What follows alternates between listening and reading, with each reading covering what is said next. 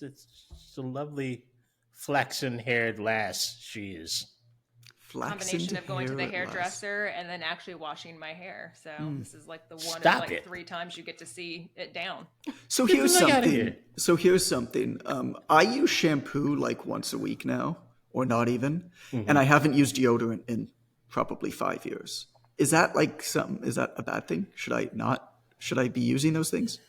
You're creeping into Depends on your Burning body. Man polyamorous vegan territory here, John. This is how it starts. Damn. This is the gateway. Not using deodorant is the gateway to polyamorous vegan Burning Man lifestyle. I got you. Apparently, that's when you started having kids. That's what happens is you shower far less and then you Yeah. forget things like Yeah. deodorant. No, it just doesn't fit in my backpack. One of them. Well, welcome Good back now. to the Obvious Choice podcast, everybody. What I wanted to do today is talk about spending money a little bit. There's so much said about saving money, and I think that that's warranted. I think that saving money is very important, but I think that spending money and learning how to spend money well is just as important. Money is a tool, of course. Money is something I think about a lot. I've built my own personal philosophy towards wealth generation. Allison and I talk about it a lot, not talk about it in terms of how do we make the most of it, but more how do we make the most of what we have to improve the quality of life for ourselves, but also for our friends and family. And this is not going to be an episode where you have to have a lot of money in order to kind of make use out of it. What I thought would be fun to do and would bring up some good conversations is talk about what's the best thing that we've ever bought under $100. What's the best thing that we've ever bought under $1,000? And then the final question that we're all going to answer is, if we had absolutely unlimited money, if we had Jeff Bezos-ish wealth, what would we do different? So why don't I start? Because I'm on a bit of a monologue. We'll start with $100 and we'll work our way up. So the best purchase that I've ever made under $100, the minute that I started to think about this, is the sleep mask that I use. And Yep.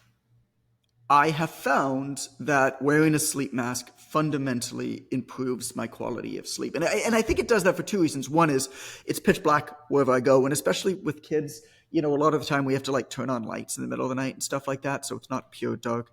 But also because I travel so much, what you'll find if you travel a lot is that blinds are often not sufficient in hotel rooms and Airbnbs and whatever.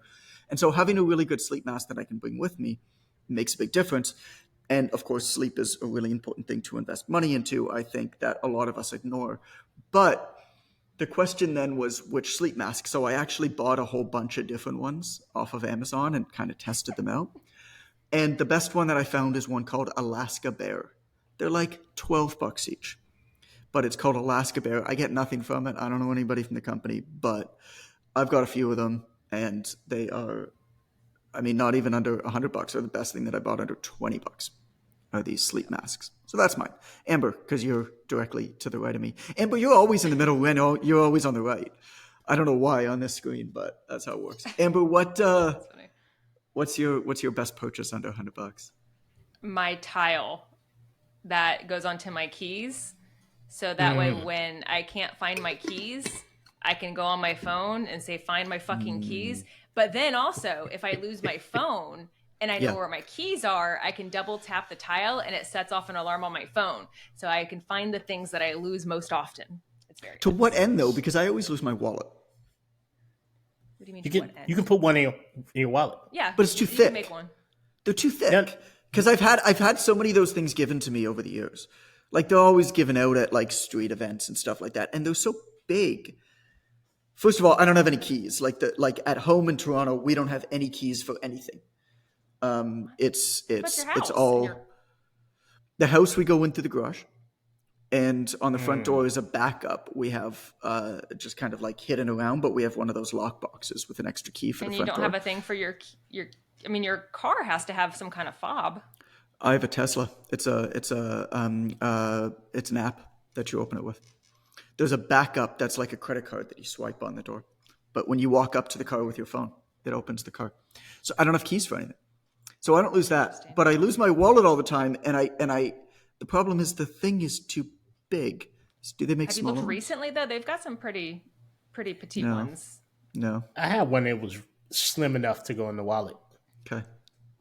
Yeah. But I don't that's know where it is that's a now. good tip though, Amber. So what you're doing there, what I love about that actually, I mean, you have a kid, obviously, Nate, who's awesome, and that's probably why you're losing your keys so much. Either he's hiding them or you're doing stuff with him and then your head's in the clouds and then they get lost. But what I love about what you've done there actually, to take it back a step, is that a lot of the time when people talk about spending money or talk about improving their life or talk about happiness, they think about these big audacious things. And actually the best way to improve your quality of life is to remove nagging annoyances that happen every single day.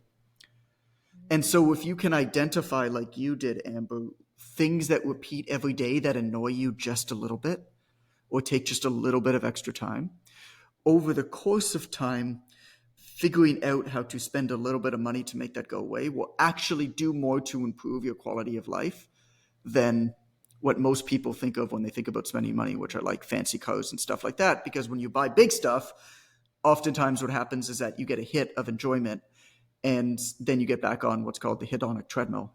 And after about a week, the enjoyment wears off and it's just another thing that you own or another thing that you have or another view that you can view if it's like a sunset or whatever. So I love that, Amber, that example. Ansel, what do you got, man? Man, most of mine are going to be business because I that's don't fine. have kids. No, that's cool. But it's a combination of two Not things. kids that you know of. That I know of. Little Juan Pablo. Juan Pablo. Little Maria Gonzalez. Juan Pablo de la Mancha is out there somewhere. The government's taking 20% of every paycheck of yours. You don't quite know why, but he's out there somewhere jousting a windmill. So for me, it's a combination of things. But the sum total of these things is less than $100, and it's two things. Yeah, that's cool. Because they solved my life. One is I got a DJI gimbal. It's a smartphone gimbal. Because I do a lot of content, and people who know me, if you know me out there, you're listening. What is a gimbal? Is that like a tranquilizer? It's one of these. Like, what is one of these joints, John. The hell is Stabilizer, and I just pop my phone on it, and it stabilizes it for me, so I can do running shots, walking shots, etc., etc. People with those. That's called a gimbal. Okay. Yeah, that's called a gimbal. It just stabilizes the camera so that if you're moving, the camera's not. You ever seen a great piece of footage from a parent as their son or daughter hits the winning shot, and there's just nothing to see after the ball goes in the air? I just spend full so little earthquake. time. I spend so little time consuming any media that isn't books. Right. So I don't know at all. This would not I'm so be comically ignorant towards any audio visual anything for a guy who Right. works on the internet. right. So that's called a gimbal. No, that's cool. So called a why gimbal. is it so Number valuable to one, you? when I'm walking doing content, as you often do, John, you walk and do content from time to time when you're answering questions for our students and things like that. I just hold my phone up. You just hold your phone.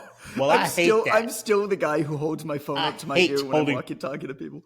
I hate doing it. So if I do that, then every step or misstep I take, it shows up in the video. I don't like that. Okay. But second, I can give it to a person who's not a professional and get great footage. Got it. So say, sir or madam, friend or foe, would you hold this camera whilst I do this thing? And if I gave them my phone, they just fuck it up. Let's be honest. Sure. I spoke to some children today at the high school. I gave them a demonstration about sports nutrition, and I had the teacher just hold it up because she would have fucked it up. But now it's good footage, and so that thing plus an app called Opus Clip.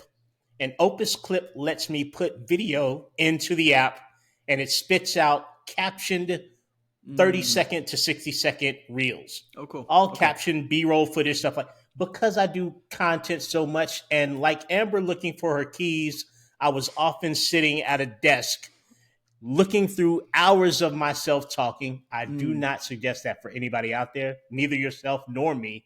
And finding the best thing that I said and captioning it and clipping it. And I just throw the whole video in there because I do a live broadcast 7 days straight.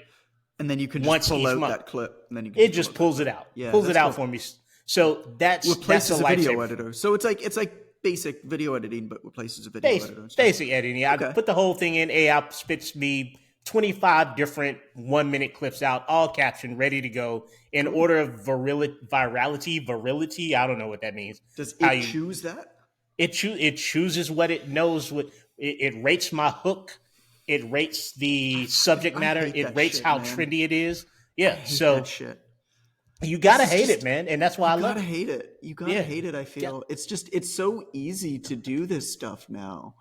It's ridiculously easy, but what's not easy is getting on the fucking camera. That's where most people fall down. Right. I excel in that, so I don't record anything specifically. I just record myself doing a live where I'm just talking randomly about stuff, and then I let the whole thing choose. So all of that's probably $50-$60 together, and cool. It just saves me hours of time, if not days worth of time. That's my $100. That's a good example. I like that because that's a good example. Again, taking this back a little bit into like the bigger message, which to me is that's a really good example of you knowing that you have this job to do that's important for your business, but it doesn't need to be heavily optimized right now for your goals, for your needs. You got to get this content out.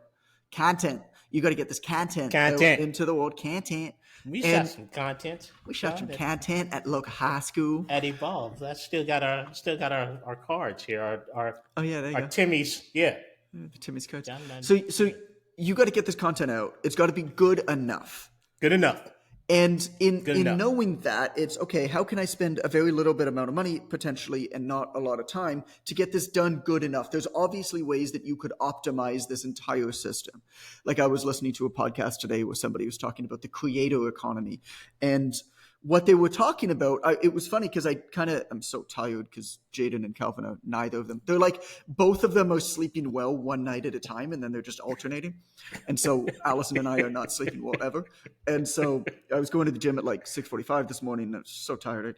And I'm listening to this podcast, and that's why I think I did a double take where I'm like, I think that I should do this. And then I maybe woke up a little bit, and I was like, no, I shouldn't do that. But I still think it's a good idea where what the person being interviewed was saying to do was basically shoot as much video as you possibly can, like grab stuff on podcast, whatever it is, clip it messily, and then kind of like throw it all on the internet, and whatever hits, actually then go into a studio, like have a producer come and then go into a studio and take the messages that hit or the stories that hit. And if you do it on something like a podcast, you're often not going to do it in a succinct way. It's not going to have a hook. It's not going to be very good. So they actually recommended redoing it. So the producer, they would set it up like it's a podcast again, but it's not. And the producer would say, okay, tell me the story about whatever with this hook. And they would redo it. And that's an example of not what you're talking about, Ren. That's an example of optimizing the system that's very expensive and very time intensive. It is. Which I think is also fine if you have different goals. But your goals, Ren, are I got to get this content out. It's got to be good enough. It's for my people, right? Yep. How can I do that in the most cost-efficient manner? And cost-efficient is both time and money. Time efficient, too. So I like that. Okay. Moving on to best things that we bought under $1,000. So what was interesting about this one for me is mine was also about sleep when I started to think about this. And it kind of makes sense. You know, when I sat down, this was a number of years ago, but when I sat down and I said, how can I, what are the areas of my life that I feel like have kind of that 80-20 principle where if I improve them, they're going to have really, really significant improvements in my quality of life in reference to the amount of money or time or effort I need to put into those things and improve them. And sleep was like the biggest one by far. Because if you think about the amount of hours that you sleep, and you think about how important sleep is and how little time we spend thinking about ways to improve or optimize our rest, it's kind of, I discovered it to be really low-hanging fruit. And so the best thing that I bought under $1,000 is, so in Canada, it's called the Perfect Sleep Pad. In the United States, it's called the Chili Pad. And the story behind this is that I sleep really, really hot. Allison sleeps really, really cold. You sleep cold. So I think that's pretty common where men often I sleep think hot. it's kind of standard. Women sleep cold. But either way, we're different is the point. And I have a couple priorities when I sleep. The first is to sleep really well. The second is my wife not to wear a fucking snowsuit when she sleeps, because I want her to be naked or as naked as possible when she sleeps. No So these play are suit. so either my previous way to solve this was to put on the air conditioning or whatever it is and keep the room cold, but then she's wearing a snowsuit. Right. And so what the perfect sleep pad is it's basically a pad that you put underneath your sheet, and it's very, very thin, and it shoots water and rotates water underneath you. And it's not like a water bed, like you don't even feel it. It's very, very thin. But what's nice is that both sides of the bed have a machine, and both sides of the bed have separate pads that can be set individually. And so what it does is it regulates your temperature throughout the night. And so I set mine, I can't even remember what temperature I set it to, but I set it to a temperature that I'm comfortable at. And as my body gets hotter, basically the machine just turns up more at night and keeps my temperature, my body temperature regulated. And then for her, she just cranks hers up super hot if she wants to use it or doesn't always use it. And the other nice part about this is that because it's underneath you, it pulls the heat out of your body, because it's connected to your skin, versus like a cold room, which is above a blanket. So this allows me to still sleep with a heavy blanket, which I like,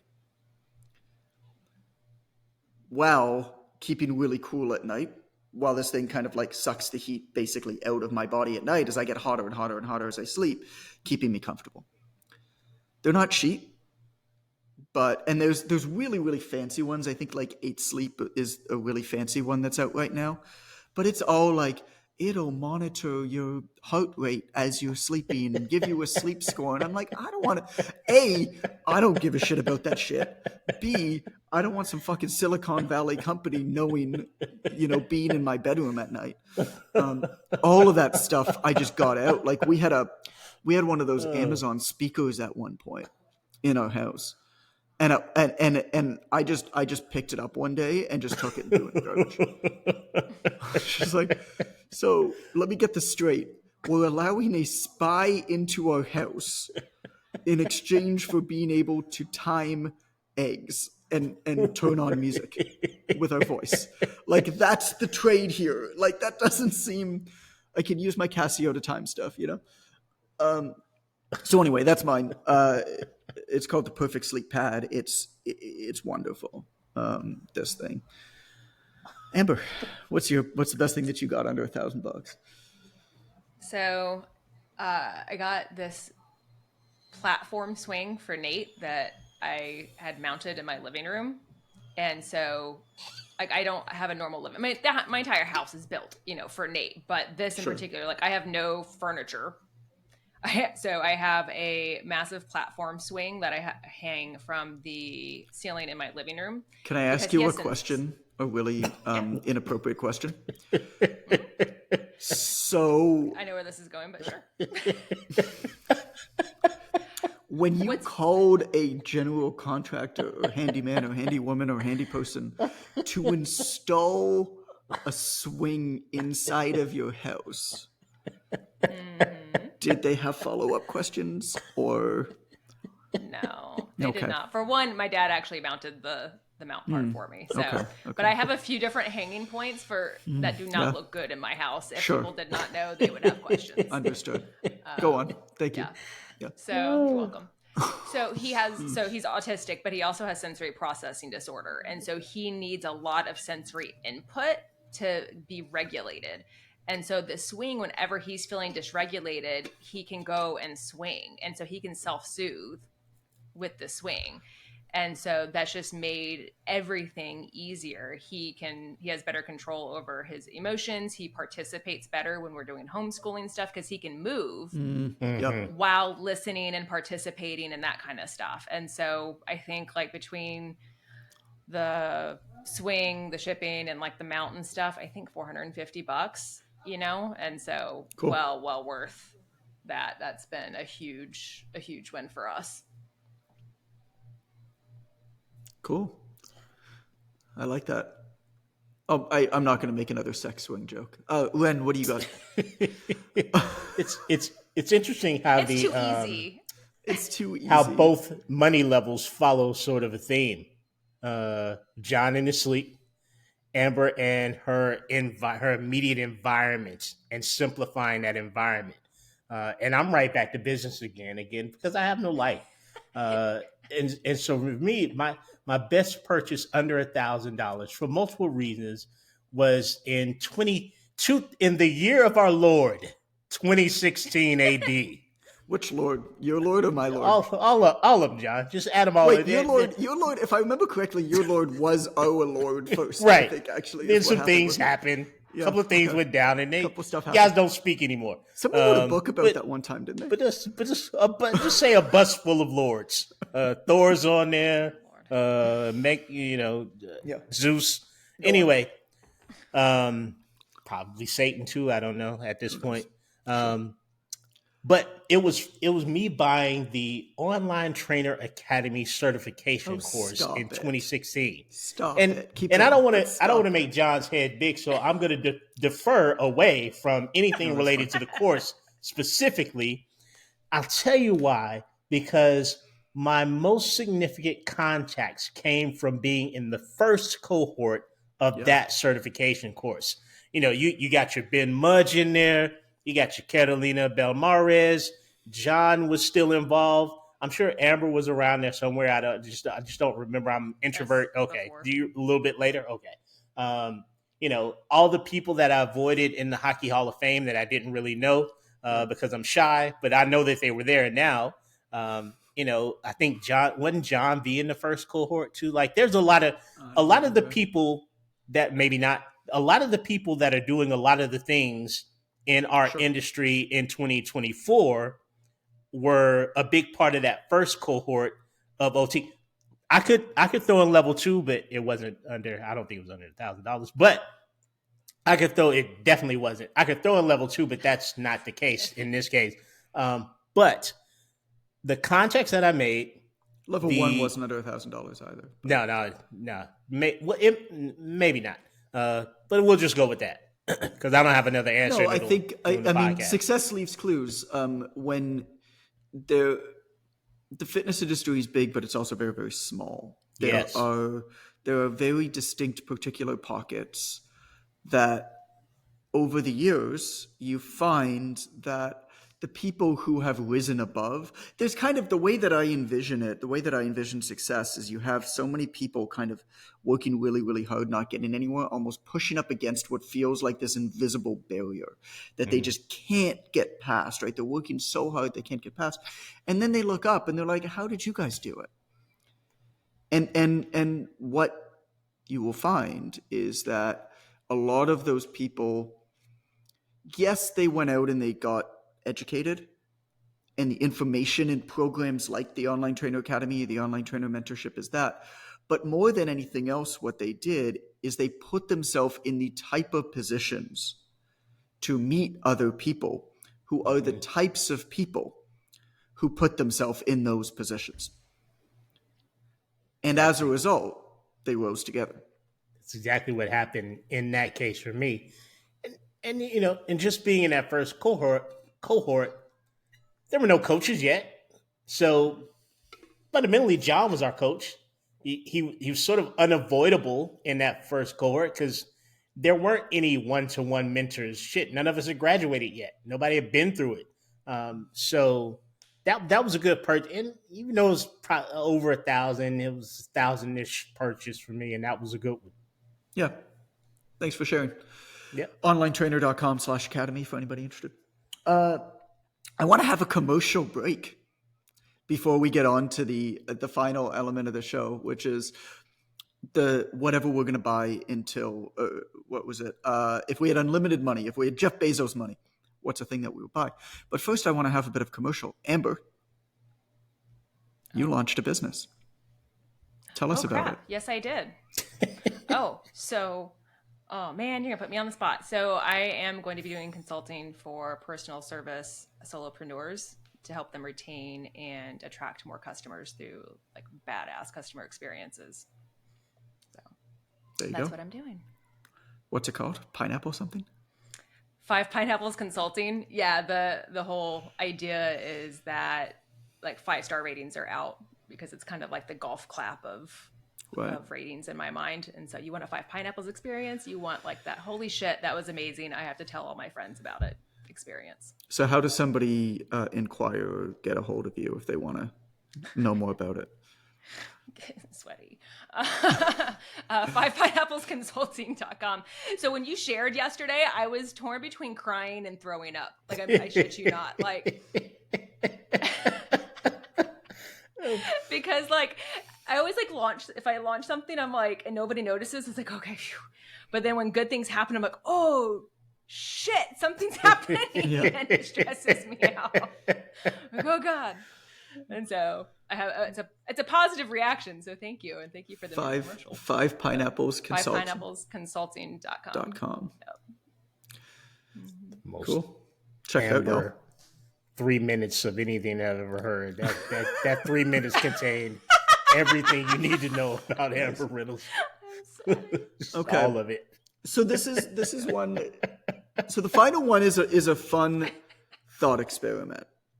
Allison and I talked about this a couple weeks ago, which is actually what spawned on this topic. Is we said to one another, we said, if we had unlimited money, if money was absolutely no object, we didn't even need to think about it, what would we do different? Would we do anything different than we do today?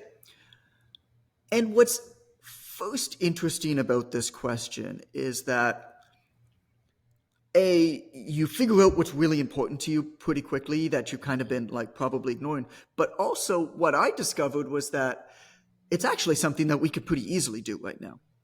And that might be the case for you as well. This is just a different way to ask a question to perhaps illuminate something that you want to do that's well within your grasp. And so what we discovered is actually it's not crazy amounts of money. It's not private air travel to private safaris in Africa or whatever it is. For us, it was investing a lot more into our health and vitality, call it. And not just, in Canada, you have healthcare. But the healthcare is very much reactive healthcare. And it is make the problem go away so that you go away healthcare. And it's good and it's fine and I don't knock it. But it certainly doesn't proactively get in front of things, and it certainly doesn't help you optimize your health. And so we both decided that we actually want to spend money and invest money into optimizing our health. That probably means call it like executive physicals once a year, where you go to a place, you spend, I don't even know how much it is, $10,000. And they do blood work, they do a full head to toe physical, like everything, right? Psychological evaluation, physical evaluation. They'll do, like for Allison, she had cancer, so her body can grow cancer. She wants to have a CAT scan every year just to make sure that there's no cancer anywhere. As instead of what happened before, which is, does this feel like a lump? You know what I'm saying? And so we've just decided that we're going to spend a lot more money on preventative health and optimizing our health instead of just making sure that we're in like a healthy range hormonally, right? I don't have any desire to do anti-aging therapy, testosterone supplementation, all of those types of things. I have no desire. I kind of like aging. I kind of like the fact that I feel like I'm slowing down. To me as men age, it's kind of natural. If you look back from a anthropological sense, this is my undergrad. This is something that I don't talk about a lot, but I love reading about and studying is historically, men slow down. They become less aggressive as they get older, and they begin to impart wisdom to their communities. They're not fighting anymore. And all of this anti-aging stuff where men are supplementing with testosterone retains that aggressiveness, retains that physicality. And I don't think that that's necessarily a bad thing, but it's not interesting to me. It's not, I like the fact that I'm 38, as I get to be 40, as I get to be 50, as I get to be 60, like, I'm going to become less aggressive. I already feel it. I don't have the fire in my belly that I used to have. And that's cool, man. That's a season of my life. So it's not anti-aging stuff. It's more, I want to be around for a long time. I want to have energy for a long time. I want to be the type of grandfather. Oh my God, on the beach in San Pancho yesterday, there was a grandfather. This guy had to be over 80 years old, and he's doing like circus tricks with his grandkids. It's like, I want to be that guy, you know? So that's what we came to, is if we had unlimited money, there really isn't anything that I would do differently. Now, we're in a pretty stable financial spot anyway, but we also don't spend much money. But we wouldn't do anything differently other than proactively invest a lot more into optimizing our health for longevity and ongoing vitality. And what this question brought up for us is, well, why don't we just do it now? I like it. Amber, what do you got?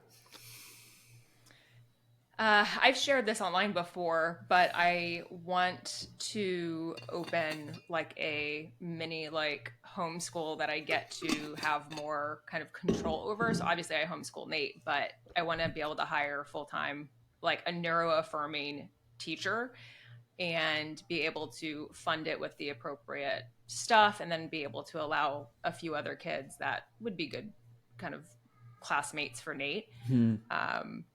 And open something like that where it would be free for them, but having a neuroaffirming speech therapist, occupational therapist come in addition to the teacher. Because I had a terrible time at school growing up. I really, really struggled. And so like I have extra like fire in my belly to help prevent as much of that as I can for Nate, since he's going to have a harder time anyway. And so, yeah, ideal world, Jeff Bezos money, I'd be. Would you want to do that like that locally for you and for Nate and some other families locally, or would that be something that you would optimally want to almost build a curriculum and expand to other cities and towns and things? Both. It would definitely start locally and trying to figure things out. And then, yeah, definitely expanding, because the school system in general is garbage here, but like, especially for autistic kiddos and other neurodiverse kids, it's atrocious. It just doesn't have it's not built for it. It's not. I struggled as a kid. I'm like, I'm inattentive and fidgety and whatever, and I barely made it through school. I almost didn't graduate college. So like, I can't even imagine being in his position. And so he's already going to have a harder time in general. That should not be one of them, because learning is so much fun when done right. And so I just so want that done right for him. You want kids of all kinds to really love learning. They don't need to. It should be. They don't need to love school, but they should love education. And there's different ways. Learning should be fun. Yeah, I can think of teachers that I've had. And I have a shit memory, and there are a few teachers that I remember because they made it fun to learn. So it's just, it can be so impactful and life-changing when you learn how to have fun learning. Yeah, I've heard you talk about that before, but not in that much detail. Wen, what do you got for us?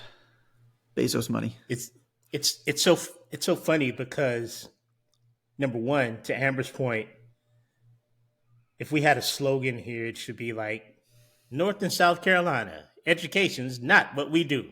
Come on down. Like that should be like our dual state motto. Should we just don't pay much in taxes? Yeah, right. North Those two Carolina. things You might won't be educate related, them. by the way. I'm just, as a Canadian who pays a ton in taxes, with our school system being pretty good and our community programs being pretty good. Now, I mean, it's not perfect. It never is, but like pretty good. Those things might be related. I'm just, to all of you tax haven escapers, just We have an it's education connected. lottery here, John. What does that mean? Oh god. Nothing. Yeah. It means that they wanted to institute the lottery so people could gamble, but they wanted to find a righteous reason for the Bible thumpers to allow it. So it's an education lottery. Ask a teacher how much their salaries have improved since we've started the education lottery. So it's like a full-on lottery, and then the money is supposed to go to the school system. Yeah. To education. Right. Let's take from the poor and fund it in, fund more bureaucracy. Yeah, pretty much. Yeah. That's the machine. And John, to your point, not only do I find it off-putting for this ultra maintenance of male veracity, like it pisses me off, like to see 55, 60-year-old guys with a neck thick as my leg, hair's all gone, vascular all over, talking about how they're an alpha. Like, let it slow down, dude. Like, bro, I think, man, you had your time. I don't think as strongly as you. Perhaps this I is do. part of me aging. There are so few things I care about. Like, there's a lot of things that there's a lot of things that I make fun of. But you got to understand, if you've listened to this podcast for a while, you've heard me made fun of a lot of different types of things and people and ideals and stuff. And I don't do it because I really care. Like, you do you. I'm happy if that's what you like. Like, go for it, man. I just think it's funny, and so I make fun of it. But it's not me judging in any way. And so on that point, when like I'll judge. I don't really care if other people are like that way. Like, that's cool. It's just not for me. But again, perhaps this is just part of me like slowing down and aging. Like, I just you know how few fucks I give about like anything these days. That's the best man. part. That's the best part. It's just all of my fucks are in a jar. That's all I have left for the rest of my life. It's great. Do you actually take one out when you catch yourself giving a fuck about something? Do you take one out and just like throw it in the garbage? I give them away. Like when I have to like put in a lot of effort to something, I'm like, here, I'm literally giving you a fuck just so you understand how. That didn't sound right, but it's a little word that says fuck, just for clarity. Yeah. For people who aren't watching. That's important. It's an important distinction. Yeah. And just on your Bumble profile, Amber, just don't put a picture of the swing in the fuck jar, okay? Yeah, I won't be going back to Bumble. I'm done. God bless you, Amber. It's a conversation for another day. What's your yeah? money So and then the other bless thing, you, Amber.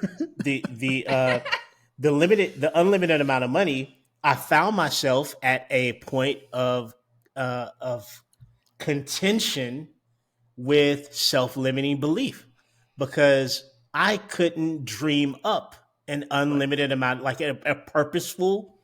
So I was raised in an environment where people weren't mean to me. My mother loved me, smart woman, very empathetic woman. I rarely got fussed at her, but I just remember thinking it was not good to want as a child. Okay. It's not good to want. Good kids don't want. So I had a tough time with this. And what I came up with is I like mobility. That's one of my favorite things. Being able to go places that I want to go when I want to go places that may be some of my predisposition to living in an apartment, for instance. Right? And where I've lived in a home before and did the whole song and dance with that. And I think if I had a limited amount of money, I would just want 3 sort of bases of living arrangement. And they could be apartments. I love the city, but I don't want to live there permanently.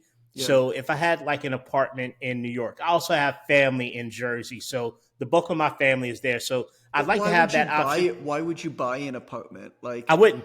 I have friends who own homes in multiple places, and a condo in wherever, and then a vacation home and wherever, and then another home and whatever. And I look at that and I'm like, That sounds miserable, dude. Like half of your life is basically maintaining these homes. You know, if you're stupid rich, then I guess you get people to maintain them for you. Well, But these isn't people that are what we're talking about? rich, not stupid rich. I mean, I guess so. You But said Bezos money. I mean, yeah, well, Bezos probably doesn't.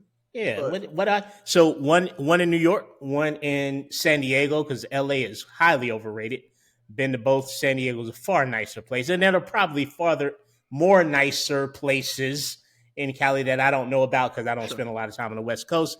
And then one probably in Ghana, Africa, because they are quote unquote welcoming the brothers back home to Ghana. We'll give you citizenship if you come back with discount on your taxes. We want you to come back home to Ghana. So I like to see what that's all about, right? Never been on the continent. Hang out with is that Mufasa. where your family's from? Is that your? I don't know, and I've long since thought that I would. Here's what I was going to research that, John. Literally, when my mother passed away, I was like, okay, here's my big plan. Here's my big, beautiful death plan.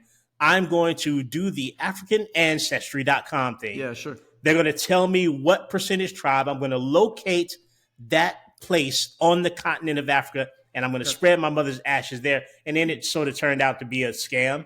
Like people started telling me they can't really find out that actual gene. Like nobody knows that, bro. You're just going to say Ghana. You're just saying, yes. I like that country, and so my family's from there. It feels right, John. Sure. It feels right. So that's what I'd have some locations to stay in all of those places, so I can visit whenever I want, and I have to do the whole travel hotel thing.